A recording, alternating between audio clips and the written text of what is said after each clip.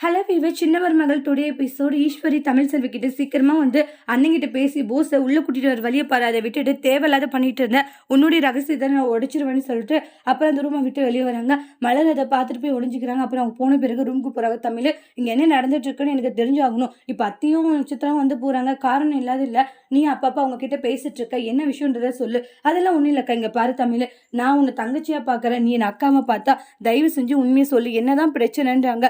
கேட்டாலும் எந்த ஒரு இதுவும் சொல்ல மாட்டேங்கிற சொல்லு அப்படின்றாங்க. அப்புறமா கட்டி பிடிச்சிட்டு அழுகுறாங்க. தமிழ் என்ன ஆச்சுன்றாங்க. அக்கா இது மாதிரி இதக்கா நடந்துருச்சு, என்னுடைய உண்மை தெரிஞ்சிருச்சுன்ட்டு எல்லாமே சொல்றாங்க.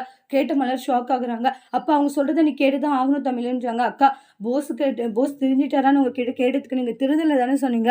ஆமா தமிழ்ன்றாங்க. அப்படி இருக்கும்போது எப்படிக்கான உள்ள கூட்டிட்டு வருது, அது இல்லது மேலும் மேலும் என் புருஷங்கிட்ட ஒரு பொய்ய சொல்ல வேண்டியதா இருக்கு. அது நினைக்கும் போது மனசுக்கு ரொம்ப கஷ்டமா இருக்கு தமிழ், வேற வழி இல்லை, நம்ம இப்படிதான் செஞ்சு ஆகணும் தமிழ்ன்றாங்க. ஆனா அவங்களுக்கு இந்த விஷயம் தெரிஞ்சிருக்குன்னா கண்டிப்பா எப்படினாலும் உண்மையை சொல்லுவாங்க. ஏன்னா நீ சேதுவும் சந்தோஷமா இருக்கணும்னு நான் நினைக்கிறேன், தயவு செஞ்சு அவங்க சொல்ற மாதிரி பண்ணிடுன்ற மாதிரி சொல்றாங்க.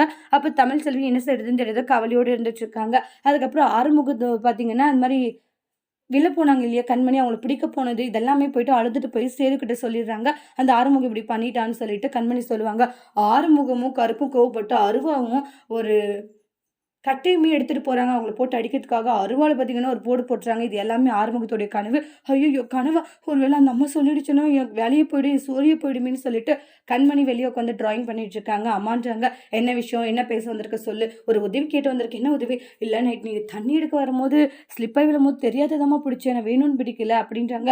ஆனால் வீட்டில் மட்டும் யாருக்கும் சொல்லிடாதீங்கம்மா. ஓ நீ அதை நினைச்சு பயப்படுறியான்னு மனசில் நினைக்கிறாங்க. அப்படின்னா நான் யாருக்கும் சொல்லக்கூடாதுன்னா நீ எனக்கு ஒன்று செய்யணுன்றாங்க. என்ன சொல்லுங்கம்மா, என்ன சொன்னாலும் கேட்கணும், கேட்காத நீ ஏதாச்சும் இருந்தீங்கன்னா கண்டிப்பா நான் சொல்லிடுவேன். இல்லம்மா நீங்க என்ன சொன்னாலும் கேட்கறேன், இப்ப எனக்கு எதுவும் தோணல, நான் ஏதாச்சும் நான் சொல்லும் போது நீ கேட்கணும் ஓகேம்மா அப்படின்னு சொல்லிட்டு போறாங்க. சரியான பைனாங்கொலியா இருக்கா அப்படின்னு கண்மணி ஆறுமுகத்தை ரசிக்கிறாங்க. அப்புறமா பார்த்தீங்கன்னா மாப்பிள்ளை வீட்டுக்காரங்க வந்திருக்காங்க.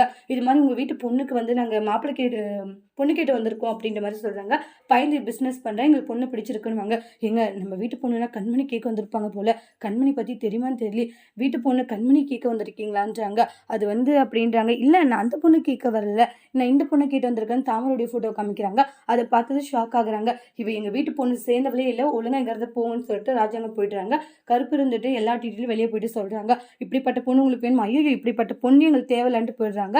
அப்புறமா தாமரையும் அவங்களுடைய அம்மாவும் பார்த்துட்டு இருக்காங்க. யார் தெரியுமா அது? மாப்பிள்ளை வீட்டுக்காருங்க, சரியான வசதியானவங்களாம். அப்புறம் நடந்த விஷயத்த சொல்றாங்க. இது மாதிரி சொல்லி ஓட விட்டுட்டுன்றாங்க.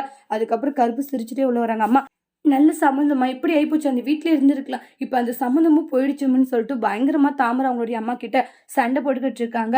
சாவித்திரிக்கும் என்ன பண்றதுன்னே தெரியல, ரொம்ப கவலையோட தான் இருந்துட்டு இருக்காங்க. இன்னொரு பக்கம் தமிழ் செல்வி கிச்சன்ல இருக்கும் போது அப்ப போஸ் எனக்கு 1,00,000 ரூபாய் பணம் வேணும், எதுக்கு என்னன்னு கேட்கறாங்க. இங்க பாரு இப்படி எல்லாம் கேட்டுட்டு இருக்காது, அம்மா கிட்ட சொன்னா என்ன ஆகும் தெரியல, எனக்கு வேணும் எடுத்துட்டு வாங்குறாங்க. அப்புறமா எடுத்துட்டு வந்து கணக்கு நோட்ல எழுதிட்டு கொடுத்துருவாங்க. அதுக்கப்புறமா பாத்தீங்கன்னா கிச்சனுக்கு போறாங்க. அங்க சமையல் எடுத்து வச்சுட்டு இருப்பாங்க. அப்ப சித்திர வராங்க, தமிழ் இந்த துணியெல்லாம் கொஞ்சம் தோச்சு போடாது, கையால தோச்சு போடாது, ஒர்க் வந்ததுன்றாங்க.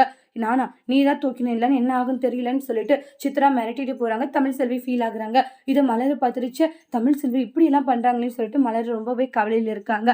அதோடு இந்த எபிசோட் முடிச்சிருக்காங்க. தேங்க்யூ.